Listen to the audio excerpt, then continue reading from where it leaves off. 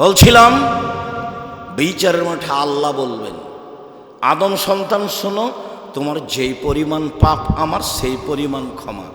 আদমের ছেলে মেয়ে শোনো, তোমার যেই পরিমাণ পাপ আমার সেই পরিমাণ ক্ষমা। তোমার পাপ যত আমার ক্ষমা তত, যদি শিরক না থাকে। নেন এবার কিন্তু বাংলাদেশ কথায় কথায় শিরক, কাজে কর্মে শিরক, ওর বিদ্যায় শিরক, ওর লেখাপড়ায় শিরক, ওর জাতাতি শিরক, ওর খাওয়া পিনা শিরক। তো কি দিয়ে টিকবে বিচারের মাঠে? তাহাজ্জুদ পড়ে হবে? তাহাজ্জুদ পড়ে হবে না তো, শিরক বন্ধ করতে হবে। ইঁদারাতে কুকুর পড়েছে, তো বলছে যে 30 বালতি পানি উঠাও, তাহলে কুকুর পবিত্র হয়ে যাবে। তো বলছে ভাইজান কুকুর ভেতরেই আছে, তাহলে কি হবে? উঠাতেই আছে, তো ওঠাতেই থাকলে তো আর হবে না। আগে ওকে উঠে ফেলতে হবে, আগে শিরক বন্ধ করতে হবে জাতির, তারপরে আল্লাহকে বলা। জাতি শিরকে ডুবে আছে, আর আপনি বলছেন আমার ছেলে বড় শিক্ষিত। আমার ছেলে গোল্ডেন পেয়েছে, আমার ছেলে লন্ডনে থাকে, আমার ছেলে উচ্চ শিক্ষিত। ছেলে তো মানুষ করবেন জাতির জন্য, যা হবে হবে। আল্লাহ রসুল বলছেন আনফেকালা ইয়ালেক মিন তাওলিক, তুমি তোমার ছেলে মেয়ের পিছনে পয়সা খরচ করো, তোমার উপার্জিত সম্পদ। এই দেশের কর্ণসূতির তালুকদার তার ছেলে মেয়েকে মানুষ করবে তালুকদারি জমিদারি দিয়ে, আপনি মানুষ করবেন চাকরি করে। আরেকজন মানুষ করবে তার ছেলে মেয়েকে দিন মজুরি করে, আরেকজন মানুষ করবে তার ছেলে মেয়েকে ভিক্ষা করে। উপার্জনের শেষ পথ ভিক্ষা, উপার্জনের শেষ পথ ভিক্ষা। ছেলে মেয়েকে মানুষ করতেই হবে, এটা আল্লাহর আদেশ। আল্লাহ রসুল বলছেন ফাদ্দাবে মা তাউলো, তোমার উপার্জিত সম্পদ খরচ করো তোমার ছেলে মেয়ের পিছনে। ছেলে মেয়েকে জাতির কল্যাণের জন্য মানুষ করতে হবে যে কোনো মূল্যে। মানুষ হিসাবে জীবন বাজি রেখে প্রাণপণে চেষ্টা চালিয়ে যাব। ছেলেকে সমর্পণ করেছি জাতির জন্য, নিজের জন্য নয়। রুজি আমার ভাগ্যে যেটা লেখা আছে সেটা হবেই, আমার ছেলের ভাগ্যে যেটা লেখা আছে সেটা হবেই। যদি আমার ছেলে বিদ্যা দিয়ে বড় বিদ্বান হতো, পয়সা উপার্জন করত, তাহলে ভোদাই মালিকের অধীনে 10 লক্ষ টাকা বেতনে চাকরি করত না। ভোদাই মালিক সে অক্ষরও চিনে না, সে কোটি কোটি টাকার মালিক। সেই হলো কোম্পানির প্রধান এমডি ওই, আর আপনার ছেলে মেধাবী ওখানে চাকরি করে। যখন আপনার ছেলে ওর ঘরে ঢোকে তখন বলে স্যার স্যার স্যার এরকম করে। দেখেননি আপনার ছেলেকে? বেতন 10 লক্ষ। আপনি মনে করছেন যে অনেক টাকা, কিন্তু ওখানে যাও সিজদা করে। কেন এবার হবে? গোলাম কেন? আব্দুল্লাহর বক্তব্য শোনেন, গোলাম থেকে বের হয়ে আসতে হবে, দাসত্ব থেকে বের হয়ে আসতে হবে, তারপরে কোনো কথা। এই জন্য বক্তব্য চালু করেছে। দেশ বিদেশ ঘুরে এসে ভাবছে যে আব্বু আপনাকে তো দেখলাম 30 বছর থেকে বক্তব্য দিতে, আর মুসলমানকে দেখলাম দেশ ঘুরে, তাতে দেখলাম মুসলমান সব দেশে গোলাম, দাস হিসেবে বসবাস করে। দাস থেকে জাতিকে মুক্ত করতে হলে জাতির আকীদা সংশোধন করতে হবে এবং সুন্দর করে আগে কোরআন পড়া শেখাতে হবে।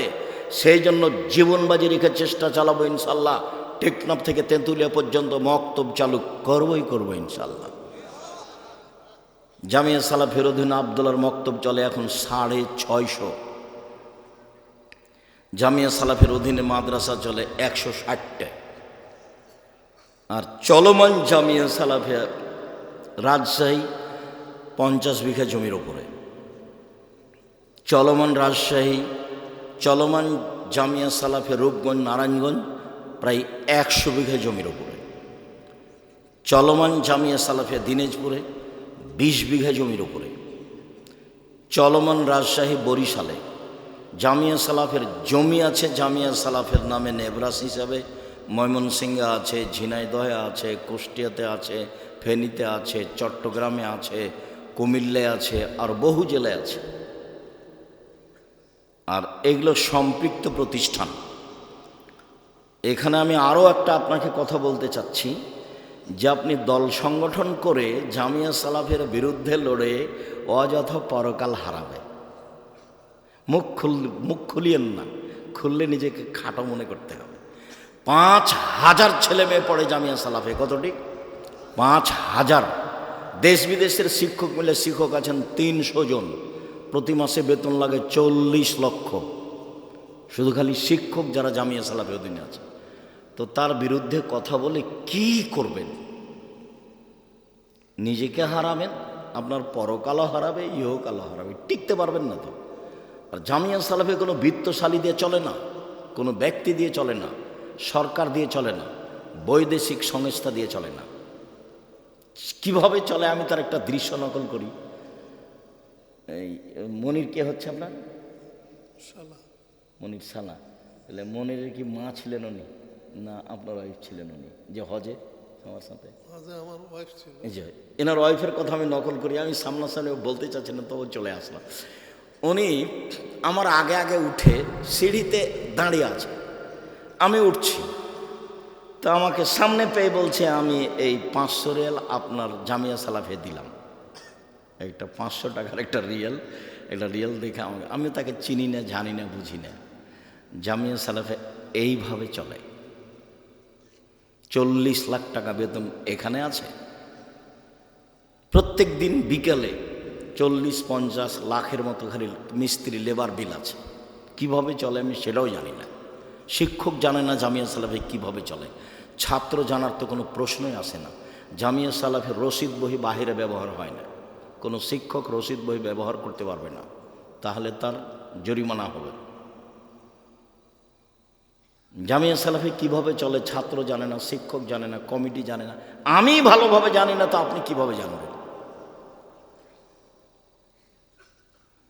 জামিয়া সালাফের নিচে কোনো ভিত্তি নাই, এমনি চলমান ভ্রাম্যমান জামিয়া সালাফি। আর আমি তো কোনো বৃত্তশালী নই। আমার আব্বা সাধারণ ছোট কৃষক মানুষ, জমি জায়গা অল্প ছিল, সেটা আমার আব্বাকে মাটি দেওয়ার পরে ভাগ করেছি। কিন্তু আমি জমি জায়গা চিনি, আমার ছোট ভাই চিনে না, আমরা জমি জায়গায় যাই না। আমার মা অপছন্দ করতেন আমাদের জমি জায়গার খোঁজ নেওয়া, সেই জন্য আজও নি না, ওটা খোঁজ খবরই রাখি না আমরা। কিন্তু আমরা ওইটুকুকে সামনে রেখে বলি, কোনো মানুষ আমাকে এই যে 90 সাল থেকে বলতে পারবে না যে আব্দুর রাজ্জাক সাহেব একদিন আমার কাছে পথ খরচ চেয়েছিল, রুজি ওখান দিয়ে দিবে আল্লাহ ইনশাল্লাহ। আপনার কাছে 10 টাকা নিতে হবে, তারপর আমার রুজি হবে, এটা আমি কোনোদিন ভাবিনি। কোনোদিন সভাপতি, সেক্রেটারি, মসজিদ হোক, বক্তব্য হোক, সম্মেলন হোক, কাউকে হিসাব করে একটা বাক্য বলতে হবে এরকম আমার জীবনে কোনোদিন ঘটেনি। এরকম আমার কোনোদিন 1 মিনিটের জন্য ঘটেনি যে আপনাকে হিসাব করে কথা বলতে হবে। আপনি কত বড় মানুষ। কত এমপি মন্ত্রী আমার প্রোগ্রামে আসলো, এসব বলছে যে 1 মিনিট সময় দিবেন।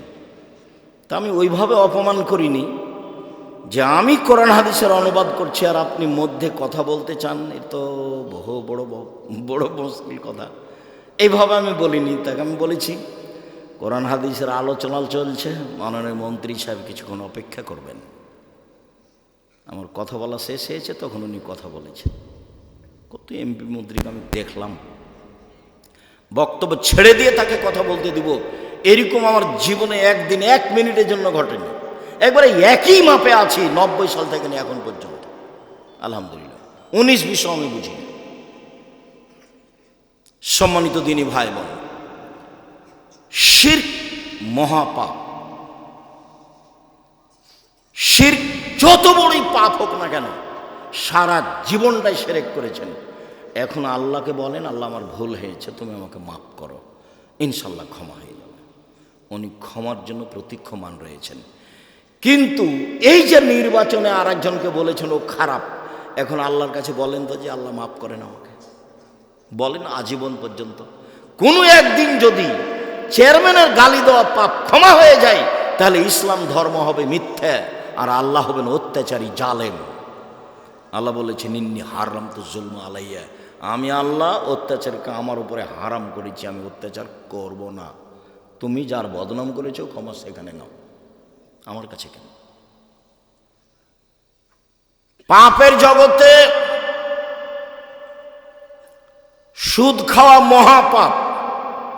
আপনাকে অবাক হতে হবে, সুদের পাপের যে ভাষা আল্লাহ নবী উল্লেখ করেছেন, পৃথিবীর কোনো পাপের ভাষা এভাবে উল্লেখ করেননি। একবার আল্লাহ রসুল বলছেন, মাইয়াকুল দিরহাম রিবা ইয়ালাম আসাদ্দু মিন সিত্তাতি ওয়া সালাসিনা জিনিয়া, কে যদি জেনে শুনে 1 টাকা সুদ খায় 36 বার জেনা করে যত পাপ হবে, 1 টাকা সুদ খেলে তার চেয়ে বেশি পাপ হবে। রাসূল সাল্লাল্লাহু আলাইহি ওয়াসাল্লাম বলছেন, আর রিবা সাবুনা জুজান, আয়েশা রাদিয়াল্লাহু আনহা মাহু, সুদের পাপের 70টি ভাগ রয়েছে, ছোট থেকে বড়, বড় থেকে ছোট। তার সবচেয়ে ছোট ভাগ হলো মার সাথে জেনা করলে যেমন পাপ হয়, শিরক মহাপাপ, কিন্তু ভাষা এরকম নয়। পিতা মাতার অবাধ্য চলা পৃথিবীতে 2য় মহাপাপ, কিন্তু ভাষা এমন নয়। মিথ্যা সাক্ষী পৃথিবীতে 3য় মহাপাপ। সিরাজগঞ্জ জেলে বহু মানুষ আছে 20 বছর 30 বছর থেকেও নিজেও জানে না আমি কেন জেলে। জজ জানে না ঘটনা কি, উকিল জানে না ঘটনা কি, সাক্ষীও জানে না ঘটনা কি। সাক্ষীকে 50,000 টাকা দিয়েছে আর বলে দিয়েছে তুই এভাবে বলবি জজের সামনে, কি আমি 2 চোখে মারতে দেখেছি।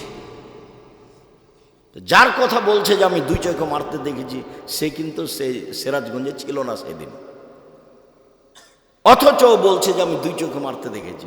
তাহলে সাক্ষীও জানে না ঘটনা কি, উকিল তো জানেই না, জজ তো জানেই না। এখন যে ব্যক্তি জেলে আছে সেও বলছে ব্যাপারটা কি রে, আমি কেন জেলে। আল্লাহ রসুল বলছেন, লায়াদরিল কাতিল ফিমা কাতালা ওয়াল মাকতুলু ফিমা কুতিলা, হত্যাকারী বুঝবে না কেন আমি মারছি, নিহত ব্যক্তি বুঝবে না কেন আমি মরলাম। যে মারছে তাকে 1 লাখ টাকা দিয়েছে, বলেছে অমুককে মেরাই, তো এখন ওকে গিয়ে মারছে, তো কেন মারছে ও তো জানে না। আর যাকে মারা হচ্ছে সে বলছে আমি তাকে চিনি না, আমাকে মারছে কেন, ঘটনা কি, মারলই তো। আল্লাহ রসুল বলছেন, হত্যাকারী জানে না কেন আমি মারছি, নিহত ব্যক্তি জানে না কেন আমি মরলাম। 20 বছর থেকে জেলে আছো, নিজে জানে না আমি কেন জেলে। ও কি জানবে, জজও জানে না, ও কি জানবে, উকিলও জানে না, ও কি জানবে, সাক্ষীও জানে না। যার কারণে সাক্ষী পৃথিবীতে 3য় মহাপাপ। মিথ্যা সাক্ষী পৃথিবীতে 3য় মহাপাপ। মিথ্যা সাক্ষী পৃথিবীতে 3য় মহাপাপ। 2য় মহাপাপ বাপ মায়ের অবাধ্য চলা। পাপ যত বড়ই হোক, ভাষা যেভাবে আল্লাহ নবী উল্লেখ করেছেন ভাষা এমন নয়। সাক্ষী যত বড়ই পাপ হোক না কেন, সুদের ভাষার সাথে তার মিল নেই। শুনুন, মানুষকে হত্যা করা মহাপাপ, কিন্তু ভাষা এমন নয়। সুদের পাপের ভাষা, কেউ যদি জেনে শুনে 1 টাকা সুদ খায় 36 বার জেনে করে যত পাপ হবে, 1 টাকা সুদ খেলে তার চেয়ে বেশি পাপ হবে। পাপের জগতে কোনো পাপের ভাষা এরকম নয়। সুদের পাপের 70টি ভাগ রয়েছে, ছোট ভাগ হলো মার সাথে জেনা করলে যেমন পাপ হয়। কি দিয়ে আপনাকে আমি বুঝাই সুদের পাপের ভাষা কি, অবাক কথা। যে সুদ দিন রাত মানুষে খাচ্ছে, কোনো পাপই নয়, কোনো হিসাবই করতে পারে না। সম্মানিত দিনী ভাই বোন, সুদের আলোচনায় লম্বা আলোচনা জেনে নেবেন। এখানে বলছি, সুদ যত বড়ই পাপ হোক না কেন, কোটি কোটি টাকা সুদ খেয়েছে, আজকে বলছে আল্লাহ আমি সুদের লেনদেন বন্ধ করলাম, জিন্দেগিতে আর কোনোদিন সুদের সাথে সম্পৃক্ত থাকবো না, আমি তোমার সাথে অদাবদ্ধ, তুমি আমাকে মাফ করো, ইনশাল্লাহ সব পাপ ক্ষমা হয়ে যাবে। কিন্তু আপনি কারো বদনাম করেছেন আল্লাহকে, বলেন তো এখন। এই জন্য আমি যখনই বক্তব্য দিয়েছি তখন বলেছি 4টা জিনিস মনে রাখবেন। 1 5 ওয়াক্ত সালাত, 2 হালাল রুজি, 3 কোরআন তেলাওয়াত, 4 আড্ডা পিটা নিষেধ। আড্ডা পিটা 2 ধরনের। একটা দোকানে বসে ঘন্টার ঘন্টা গল্প করছেন, কার কথা যে কি বলছেন ধোলায় অন্ধকার। ওদিকে ল্যাংটা মেয়ে নাচছে আর এই দিয়ে আপনি বসে আছেন আর একজনের বদনাম করছেন। আর একটা হলো মোবাইল নিয়ে ঘন্টার ঘন্টা ল্যাংটা মেয়ে দেখায়, হলো আড্ডা পিটা। এসব আড্ডা পিটা একেবারেই হারাম। আড্ডা পিটা টোটালি হারাম।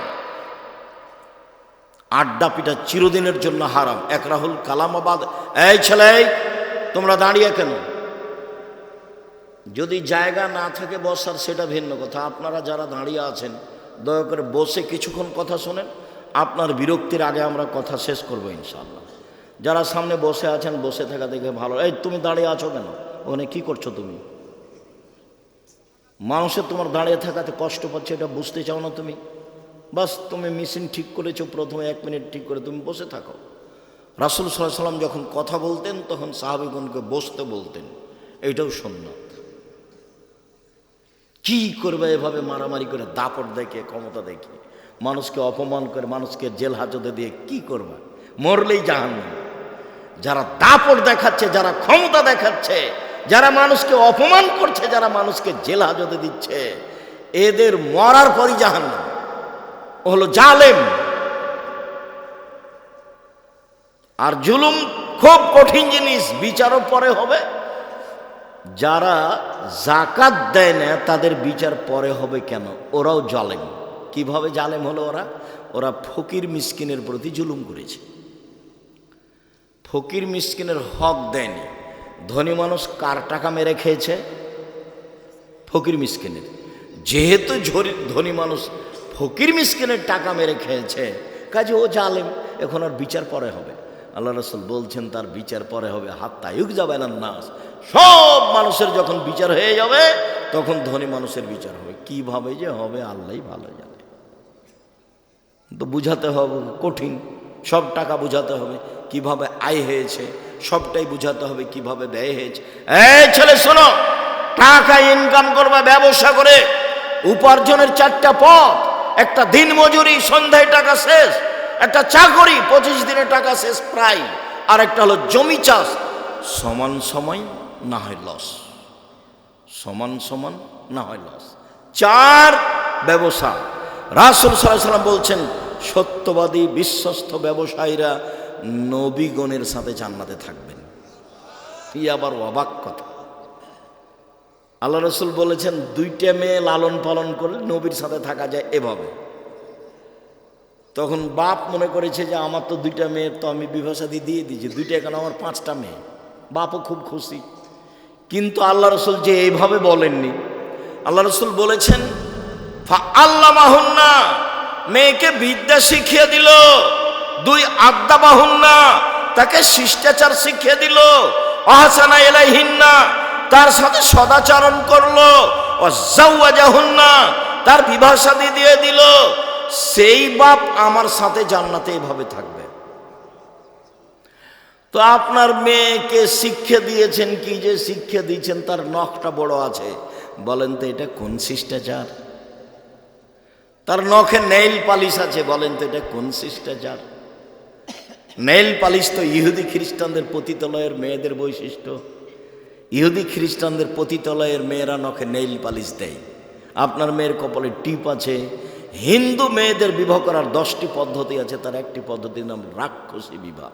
মেয়ের পিতা বিবাহ দিবে না, আপনি জোর করে বিবাহ করবেন তো কপালে টিপ দিতে হবে, তাহলে বিবাহ হয়ে গেছে। সেই টিপ এসেছে হিন্দুদের পক্ষ থেকে। বলেন আপনি মেয়েকে কি শিষ্টাচার শিখালেন? আপনার মেয়ে পরচুলা ব্যবহার করে বড় খোপা দেখাই, বলেন কি শিষ্টাচার শিখালেন? ভুরু তোলে চিকন করে রেখেছে, এইটা কি শিষ্টাচার? দাঁত ছিলে ফাঁকা ফাঁকা খোলা খোলা করে রেখেছে, এইটাই কি শিষ্টাচার? উঁচু স্যান্ডেল পরে নিজেকে লম্বা দেখাই, এইটাই কি শিষ্টাচার? ব্রেসের পরে নিজেকে যুবতী দেখাই, এইটাই কি শিষ্টাচার? সামনের চুল ছোট করে রেখেছে, এইটাই কি শিষ্টাচার? আস্কারা মাস্কারা কি কি মুখে লাগিয়ে ভ্যানে ঘুরছে, ভ্যানে চড়ে। ভ্যানওয়ালা কি স্বামী? রিক্সাওয়ালা কি স্বামী? সেভাবে ওভাবে ঘুরছে, এটাই কি শিষ্টাচার? ভ্যানিটি ব্যাগ নিয়ে সিরাজগঞ্জ বাজারে চলে গেছে, এটাই কি শিষ্টাচার? কোনটা শিষ্টাচার? আল্লাহ রাসূল বলছেন যে ওই পিতা আমার সাথে জান্নাতে থাকবে যে পিতা মেয়েকে বিদ্যা শিখিয়ে দিল, 1, 2 শিষ্টাচার শিখিয়ে দিল, 3 ভালো আচরণ করলো, 4 বিবাহ শাদী দিয়ে দিল। সেই পিতা আমার সাথে জান্নাতে এভাবে থাকবে। জান্নাতে রাসূলের সাথে থাকা কঠিন। একজন সাহাবী রাসূলের সাথে রাতে ছিলেন, তো অজুর পানি আর মেশক নিয়ে রাসূলের কাছে উপস্থিত। আল্লাহ রাসূল খুব খুশি হয়েছেন। বাহ, ভালোই তো, তুমি তো অজুর পানি নিয়ে এসেছো, তুমি তো মেশক নিয়ে এসেছো, খুব খুশি। সালমা শেতা, তুমি যা চাও চাও আমি দিয়ে দেবো। মুহাম্মদ সাল্লাল্লাহু আলাইহি ওয়াসাল্লাম বুঝতে পারেন যে কি চাইবে। নবী হলে কি হবে, গায়েবের খবর জানেন না। আমার মাঝাবি ভাইরা মনে করছেন যে নবী গায়েবের খবর জানেন। পাশের একটা লোক, পাশে বউ ঘুমাননি, এমনি ভান করে শুয়ে আছেন আয়েশা রাদিয়াল্লাহু তাআলা আনহা, আর রাসূল মনে করছেন যে আয়েশা ঘুমিয়ে গেছে। অথচ আয়েশা বলছে যে আমি ভান করে ঘুমিয়ে আছি। ভান করে ঘুমা বুঝেন না? ভান করে ঘুমিয়ে আছি। দেখি মুহাম্মদ সাল্লাল্লাহু আলাইহি ওয়াসাল্লাম কি করেন, কোথায় উঠে যান। দেখলাম ধীরে উঠলেন, ধীরে জুতা স্যান্ডেল পায়ে দিলেন, কাপড় গায়ে দিলেন, ধীরে দরজাটা খুললেন, আমি যেন জানতে না পারি। দরজাটা খুলে বের হলেন, বাহির থেকে দরজাটা টেনে বন্ধ করে দিলেন, চলে গেলেন। আমিও উঠলাম, দেখি কি কোথায় যান। আসলে আল্লাহ রাসূল কোথায় যাচ্ছেন এটা আয়েশার মৌলিক খেয়াল হলো, আমাকে বাদ দিয়ে এ রাতে আবার কোনো স্ত্রীর কাছে যান নাকি, এটা হলো আয়েশার খেয়াল। আর আল্লাহ রাসূল যাচ্ছেন মরা মানুষের জন্য ক্ষমা চাইতে কবরস্থানে বাকিউল গারকাতে যাবেন। জান্নাতুল বাকি তার নাম নয়, তার নাম হচ্ছে বাকিউল গারকাত। ভারত, বাংলাদেশ, পাকিস্তানের নাম দিয়েছে জিন পাহাড়, আর জান্নাতুল বাকি কবরস্থানের নাম দিয়েছে জান্নাতুল বাকি, নাম বাকিউল গারকাত। তো এবার উঠে দেখছেন, দেখি কোথায়, ওই যে কবরস্থানে 100 গজ দূরে হবে, আর পাশেই মসজিদে নববীর সাথে কবরস্থান। ওই যে হাত তুলে দোয়া করলেন, 1 বার 2 বার 3 বার হাত তুলে দোয়া করলেন, তারপরে হাঁটতে লাগলেন ফিরে। আমিও ঘুরে হাঁটতে লাগলাম, দেখলাম জোরে হাঁটলেন, আমিও জোরে হাঁটলাম, দেখলাম একটু দৌড়াচ্ছে, আমিও জোরে দৌড়াচ্ছি। আমি আগেই বিছানে চলে এসেছি। আমি যখন আগেই বিছানে চলে এসেছি, আমার পাশে এসে বলছেন, কি খবর আয়েশা, হাঁপাচ্ছ কেন? তখন আমি বললাম যে আমি তো মিথ্যে কথা বললে জিবরাইল আপনাকে বলে দিবে, আসলে আমি পরীক্ষা করছিলাম আপনি যান কোথায়। তো দেখলাম এই হাদিস মুসলিম। সম্মানিত দিনী ভাই বোন, কথা প্রসঙ্গে কথায় এসে সেই জন্য বলছিলাম পাপের জগতে বড় পাপ মানুষের বদনাম, গীবাত, কিন্তু মানুষের সাথে জড়িত পাপ। জেনা মহাপাপ। রাসূল সাল্লাল্লাহু আলাইহি সাল্লাম বলেন, আল বিকর বিল বিকর জিলদু মিয়া তাগরিব সানা। অবিবাহিত ছেলে মেয়ে যদি জেনা করে 100 লাঠি পিটিয়ে এলাকা থেকে 1 বছরের জন্য তাড়িয়ে দিতে হবে। তিনি বলেন, আসাইবা বিসাইবা রাজম। বিবাহিত পুরুষ নারী যদি জেনা করে তাহলে তাকে ইট ঢেল পাথর দিয়ে মেরে মেরে মেরে ফেলতে হবে, তাকে মারতেই হবে। বিবাহ করার পরে জেনায় লিপ্ত হলে তার বেঁচে থাকার পৃথিবীতে কোনো পথই নেই। 3 শ্রেণীর মানুষকে হত্যা করতে হয়, 2 শ্রেণীর মানুষের বাঁচার পথ আছে। 1, কেউ বলল আমি কোরআন মাজিদ মানি না, তাহলে ও মোরতাদ, সরকারিভাবে তাকে হত্যা করতে হবে। সরকারিভাবে তাকে ফাঁসির মঞ্চে নিয়ে যাওয়া হয়েছে, ফাঁস গলায় দেওয়া হবে। ও বলছে আমার ভুল হয়েছে, আমার ভুল হয়েছে, আমার ভুল হয়েছে। কোরআন মাজিদ আল্লাহর বিধান, আল্লাহর কালাম, আমি ভুল স্বীকার করলাম, তখন তাকে ফাঁস থেকে নামিয়ে নিতে হবে। পাপ ছিল হত্যার। 2, কেসাস। আপনি আমাকে হত্যা করেছেন, আমার বাপ মা আপনাকে হত্যা করে নেবে, এর নাম কেসাস। কোরআন মাজিদে উল্লেখ হয়েছে আয়াত, কত হাদিস। এখন আপনার কেসাস হিসাবে আপনাকে ফাঁসির মঞ্চে নিয়ে যাওয়া হয়েছে, আপনি আমাকে হত্যা করেছেন, এখন আপনার গলায় ফাঁস দেওয়া হবে। তখন আমার বাপ মা চিল্লাচিল্লি করে বলছে, আমরা মাফ করে দিলাম, কেসাস নেব না, আমরা মাফ করে দিলাম, কেসাস নেব না। তাহলে তাকে ফাঁস থেকে নামিয়ে নিতে হবে। পাপ ছিল হত্যার যোগ্য, কিন্তু ফাঁসি হলো না। 3, বিবাহ করার পরে যদি কেউ জেনায় লিপ্ত হয় তাহলে তাকে ইট ঢেল পাথর দিয়ে মেরে মেরে মেরে ফেলতে হবে, ফাঁসি দিতে হবে। বেঁচে থাকার পৃথিবীতে কোনো পথঘাট নেই। 1 মিনিট। গামেদ সম্প্রদায়ের একজন মহিলা এসে বলছে আল্লাহ রাসূলকে, তাহিরনি ইয়া রাসূলুল্লাহ, আল্লাহ রাসূল আমাকে পবিত্র করেন। মহিলা এসে বলছে। তখন আল্লাহ রাসূল বলছেন, ইরজাই, বাড়ি ফিরে যাও, আস্তাগফিরুল্লাহ, আল্লাহর নিকটে ক্ষমা চাও, ও তুবি ইলাইহি, তুমি তওবা করো, তোমার পাপ ক্ষমা হয়ে যাবে। তখন মহিলাটি বলছে, আতরাদ্দানি কামা রাদ্দা মাইজ ইবনে মালিক। মাইজ ইবনে মালিককে যেভাবে ফিরিয়ে দিয়েছিলেন তার বিচার না করে সেইভাবে কি আপনি আমাকে ফিরিয়ে দিতে চাচ্ছেন? ওয়ান্না হাবলা মিনা জিনা, আমার পেটে অবৈধ সন্তান রয়েছে, দয়া করে বিচার করে দেন, আমাকে ফিরিয়ে দিন না। আল্লাহ রাসূল বললেন, ইরজাই হাত্তা তালে দি, বাড়ি চলে যাও, যেদিন তোমার বাচ্চা প্রসব হবে সেদিন বিচার করে দেব। মহিলা চলে গেল। বাচ্চা প্রসব হয়েছে, মুসলিম গ্রন্থে এসেছে সবেমাত্র বাচ্চা প্রসব হয়েছে তাকে ন্যাকড়া দিয়ে জড়িয়ে রাসূলের দরবার নিয়ে এসে বলছে, এ দেখেন বাচ্চা প্রসব হয়ে বিচার করে দেন। দৃশ্য দেখে আল্লাহ রাসূল অবাক হয়ে বলছেন, ইরজাই, বাড়ি ফিরে যাও, ফারদেই হে, বাচ্চাকে দুধ খাওয়াও, হাত্তা তাফতে মিহে, যেদিন বাচ্চা দুধ ছেড়ে দেবে সেদিন নিয়ে আসিও, বিচার করে দেব। মহিলা বাচ্চা নিয়ে চলে গেল, বাচ্চাকে 2 বছর দুধ পান করালো। 2 বছর পরে বিচারালয়ে উপস্থিত, তখন বাচ্চার হাতে এক টুকরা রুটি রয়েছে। এই রুটি প্রমাণ করে বাচ্চা খাদ্য খেতে পারে।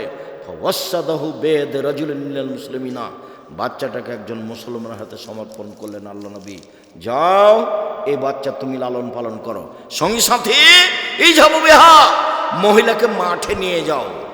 আহফিরুল্লাহ রেহা, মাঠে নিয়ে গিয়ে গর্ত খুঁড়ে বুক পর্যন্ত মাটিতে পুঁতে দাও। ফার জেমুহা, এরপরে চতুর্দিক থেকে ইট ঢেল পাথর মেরে মেরে তাকে বিদায় করো। সাহাবিগণ বলছেন, আমরা তাকে মাঠে নিয়ে গেলাম, গর্ত খুঁড়ে বুক পর্যন্ত মাটিতে পুঁতে দিলাম, চতুর্দিক থেকে ইট ঢেল পাথর মারতে লাগলাম। খালিদ বিন ওয়ালিদ বলছেন, একটা পাথর আমি তার মুখের উপরে মারলাম।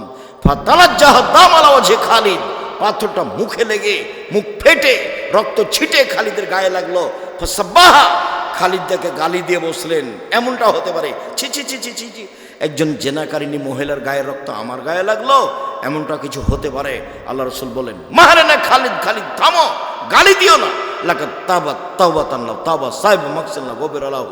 এ মহিলা এত ক্ষমা চেয়েছে, এ মহিলা এত তওবা করেছে, এ মহিলা এত ক্ষমা চেয়েছে, এ মহিলা এত তওবা করেছে। যদি বড় থেকে বড় পাপী এভাবে তওবা করে তবে তার পাপ ক্ষমা হবে। খালিদ, একে গালি দিও না। আবার তিনি বলেছেন, খালিদ, মদিনার লোককে যদি তার তওবা ভাগ করে দেওয়া হয় সবার পাপ ক্ষমা হয়ে যাবে। তারপরে তিনি তার জানাজা করলেন, কাফন দাফন করলেন। তার মানে তিনি ঘোষণা দিলেন তার পাপ ক্ষমা হয়ে গেছে। 1, 2, জানাজা করলেন মানে তার পাপ ক্ষমা হয়ে গেছে। 3, কাফন দাফন তিনি নিজে করলেন মানে তার পাপ ক্ষমা হয়ে গেছে। এরপরেও পৃথিবীর এত বড় মানুষ, পৃথিবীর ইতিহাসে এত বড় দামি মানুষ জন্ম নেয়নি, কেউ নেবেও না কেউ। বিচারের মাঠে তিনি যা বলবেন তাই হবে। তার নাম মুহাম্মদ সাল্লাল্লাহু আলাইহি সাল্লাম। এত বড় মানুষ বুঝতে পারলেন তার পাপ ক্ষমা হয়ে গেছে, কিন্তু তাকে মাফ করতে পারলেন না। যাও, তোমার বিচার হবে না, তোমার তওবা কবুল হয়ে গেছে, তোমার শাস্তি হবে না, এই কথা তিনি বলতে পারলেন না। মানে তিনি শরীয়তের কাছে নিজেই জিম্মি। মানে বিবাহ করার পরে কেউ যদি জেনায় লিপ্ত হয় তাহলে তার বেঁচে থাকার পৃথিবীতে কোনো পথ নেই। এরপরেও যদি বিচার না হয়, আল্লাহর কাছে যদি কান্নাকাটি করে ক্ষমা চায়, তাহলে এই পাপ ক্ষমা হবে ইনশাআল্লাহ। কিন্তু যার বদনাম করেছেন দোকানে বসে, সেই পাপ আল্লাহর কাছে ক্ষমা চান দেখি। বুঝাতে পারিনি গীবাত কাকে বলে। যদি আমি বুঝাতে না পারি তাহলে আমার ব্যর্থতা। কথা সত্য, কিন্তু আপনাকে বুঝাতে পারলাম না। আমি বলেছি, জিন্দেগিতে কখনো আর ওই দোকানের সামনে বসবেন না। আড্ডা পিটা চিরদিনের জন্য হারাম। 2 জন যেখানে আছে সেখানে যাবেন না। জমি চাষ করে খান, উপার্জনের পথ 4টে। দিন মজুরি করে খান, বাস সন্ধ্যায় সময় শেষ, মরে গেলাম, দুনিয়া শেষ। তারপরে আপনি চাকরি করে খান, ছোট হোক বড় হোক যেটাই হোক না কেন, বৈধ। জমি চাষ করে খান, ব্যবসা করে খান। আমি কলার বিক্রি করে চকলেট বিক্রি করে খেতে হবে এই কথা আমি বলিনি। আমি চকলেট বিক্রি করে খেতে হবে মানে বলেছি কম থেকে কম পয়সার ব্যবসা করো। শ্বশুরের কাছে যৌতুক নিও না। ভিক্ষা করার টাকা দিয়ে চাউল কিনে ভাত খেয়ে বাদাত কবুল হবে। শ্বশুরের কাছে টাকা নিয়ে ওই টাকা দিয়ে চাউল কিনে ভাত খেয়ে বাদাত কবুল হবে না, এটাই চূড়ান্ত। তখন আমি বলেছি ভিক্ষা করে খাও। শ্বশুরের কাছে টাকা নিলে কেন? আরে ভিক্ষা করে খাবো কেন? মানুষের বাড়িতে কাজ করে খাবো। আব্দুর রাজ্জাক সাহেব, ভিক্ষা করার কথা বলেন কেন? আমি তোমাকে ভিক্ষা করার কথা বলিনি। আমি তোমার বাপকে নিন্দা করেছি। তোমার বাপ কেন মানুষের টাকা নিল? তোমার বাপকে আমি এই জিনিসটা বলতে চেয়েছি, তোমাকে বলতে চেয়েছি। তোমার বাপের মুখ কালো হয়ে আছে, দেখো তুমি এখন পাশে। তুমি টাকা নিয়েছো, তোমার বাপ তো জানে, তোমার মা তো জানে। শ্বশুরের কাছে টাকা নিলে কেন? বছর শেষে একটা লুঙ্গি কিনে দিতে বলেছি শ্বশুরকে। আব্বা, আমি গরিব মানুষ, দিনমজুরি করে খাই, দেন একটা লুঙ্গি নেন, আমি আপনার জন্য উপহার কিনেছি। 15-20 বছর যাবৎ মানুষ করে মেয়েটা তোমার হাতে দিয়েছে, তুমি শুকরিয়া আদায় করো না কেন? তুমি তাকে গালি দাও কেন? তুমি তার নিন্দা করো কেন? তুমি শ্বশুর বাড়িতে যাবো না বলে রাগ করো কেন? একটু বিভাষাতে লাগলে তুমি বাঁকা হয়ে বসে থাকো, আমি যাব না, আমি যাব না। তখন তোমার শ্বশুর পা ধরে, তোমার শাশুড়ি পা ধরে, তোমার শ্যালকেরা পা ধরে। তুমি কি পেয়েছো? কি হয়েছো তুমি এমন? শ্বশুরের সাথে কথা বলো না, রাগ করে থাকো, কেন থাকবে? ভদ্র হতে শিখো, কাজ করে খেতে শিখো। ভদ্র হতে শিখো, কাজ করে খেতে শিখো। মানুষের বাড়িতে কাজ করে খালো, নিজের একটা গর্ব বহাল থাকবে। সম্মানিত দিনী ভাই বোন, বলছিলাম জেনা মহাপাপ। এরপরে যদি আল্লাহর দরবারে ক্ষমা চাই, ক্ষমা হয়ে যাবে ইনশাআল্লাহ। মানুষের বদনাম করে আল্লাহর দরবারে ক্ষমা চাইলে ক্ষমা হবে না। জুবাইর ইবনে মুতঈম রাদিয়াল্লাহু তাআলা আনহু বলেন, রাসূল সাল্লাল্লাহু আলাইহি সাল্লাম বলেছেন, লা ইয়াদখুলুল জান্নাতা কাত্তাবুর লাউমাম, যারা চুগলখড়ি করে, যারা বদনাম করে, যারা গীবাত করে, তারা জান্নাতে যাবে না, তারা জান্নাতে প্রবেশ করবে না। যেসব পাপের কারণে সরাসরি জাহান্নাম ঘোষণা হয়েছে, তার একটি বড় পাপ হলো গীবাত।